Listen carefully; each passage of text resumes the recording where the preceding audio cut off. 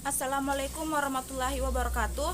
Perkenalkan, nama saya Wahyu Anna dengan NIM 212020 3862 202012 Prodi Akuntansi Syariah, di mana video ini untuk memenuhi ujian akhir dari mata kuliah Ekonomi Makro Islam yang dimana dosen pengampunnya adalah Pak Zulkarnain MSI. Baiklah, langsung saja. Adapun 5 pokok pembahasan. Yang pertama ada pengangguran, yang kedua ada pertumbuhan ekonomi, yang ketiga ada pendapatan nasional, yang keempat ada perekonomian terbuka dalam ekonomi Islam, dan yang terakhir adalah isu-isu kontemporer dalam ekonomi Islam.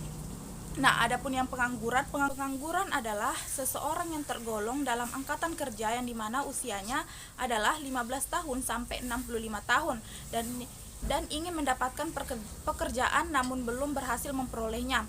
Adapun jenis-jenis pengangguran, yang pertama ada pengangguran struktural yang dimana jenis pengangguran ini yang disebabkan oleh perubahan ekonomi dalam waktu lama, misalnya perubahan negara dari agrasis menjadi ekonomi. Yang kedua ada pengangguran siklikal yang dimana pengangguran ini dikarenakan perubahan ekonomi seperti negara mengalami resesi ekonomi atau kemunduran atau sedang dalam masa depresi atau kehancuran.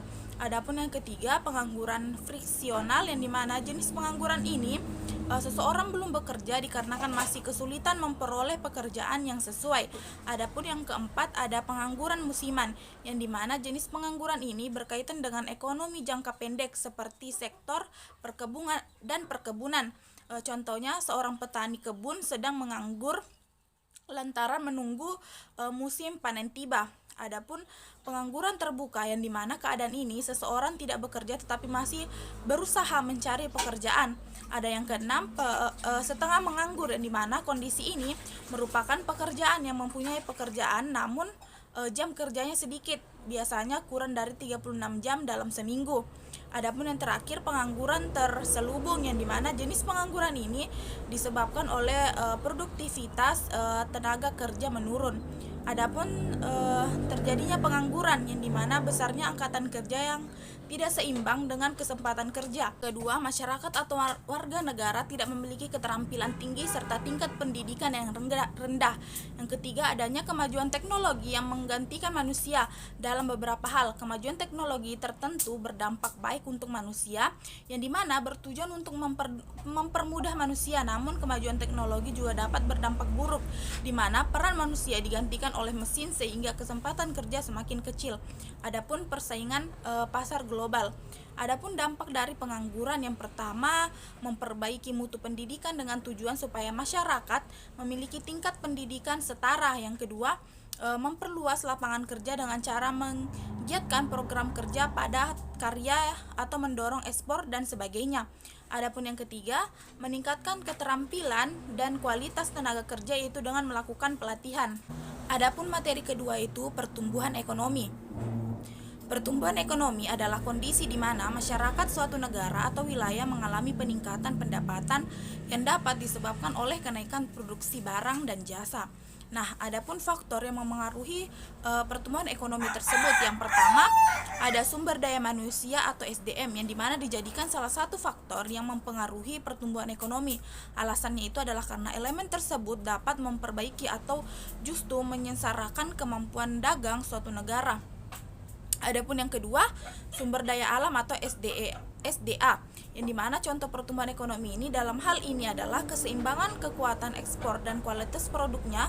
Apabila perusahaan secara bertahap terus melakukan perbaikan, inovasi, serta ekspansi bisnis, maka kondisi SDA dan SDM akan bergerak seimbang. Adapun yang ketiga, kemajuan iptek yang mengacu pada perubahan kebutuhan dan gaya hidup manusia masyarakat global yang kini menjadi serba digital. Sebaliknya, pemanfaatan teknologi menjadi fokus utama perusahaan. Adapun yang keempat, tingkat inflasi dan suku bunga, yaitu apabila terjadi kenaikan harga bahan baku, maka hampir secara otomatis akan terjadi peningkatan jumlah kebutuhan operasional perusahaan. Adapun yang kelima atau yang terakhir adalah kondisi politik, yang dimana kondisi politik ini di suatu negara sedang tidak baik seperti mengalami peperangan atau kudeta, maka berpengaruh terhadap investor yang ingin menawarkan modal di negara tersebut. Sebaliknya, stabilitas politik akan mengundang investor untuk menanamkan modal mereka. Nah, adapun cara menghitung pertumbuhan ekonomi, yang pertama produk domestik bruto, yang dimana pengaplikasiannya itu dengan menghitung pendapatan masyarakat dalam suatu negara berdasarkan kawasannya.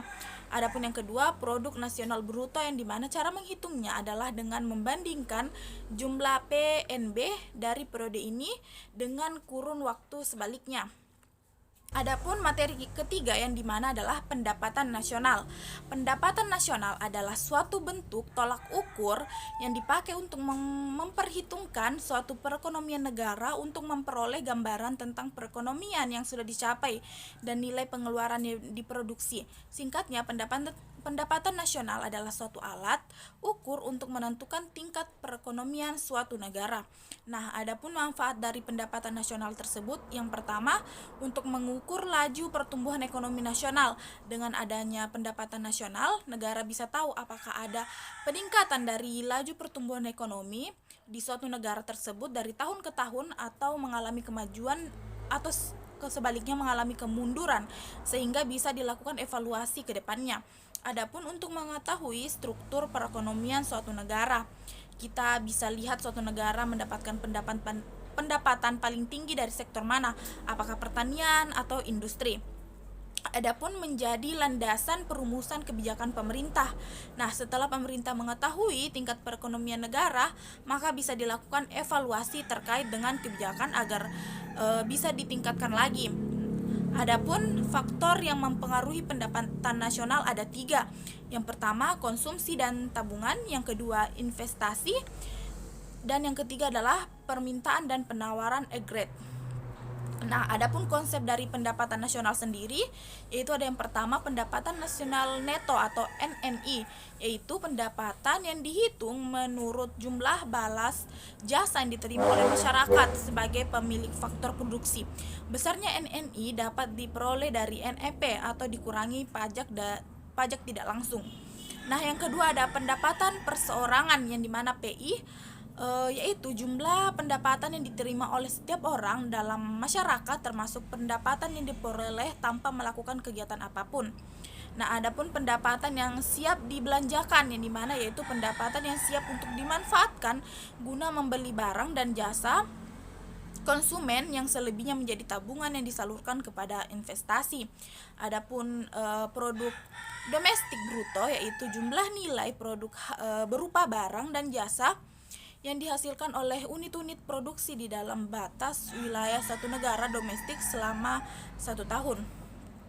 Nah, adapun produk nasional bruto itu yang meliputi produk berupa barang dan jasa yang dihasilkan oleh penduduk suatu negara atau nasional selama 1 tahun, termasuk hasil produksi barang dan jasa yang dihasilkan oleh warga negara yang berada di luar negeri, tetapi tidak termasuk hasil produksi perusahaan asing yang berproses di wilayah negara tersebut. Nah, adapun metode dari perhitungan pendapatan nasional sendiri, itu pendekatan, yang dimana pendapatan ini dijumlah dengan cara menjumlahkan seluruh pendapatan upah, sewa, bunga, dan laba yang diterima rumah tangga konsumsi dalam suatu negara selama satu periode tertentu sebagai imbalan atas faktor-faktor produksi yang diberikan kepada perusahaan.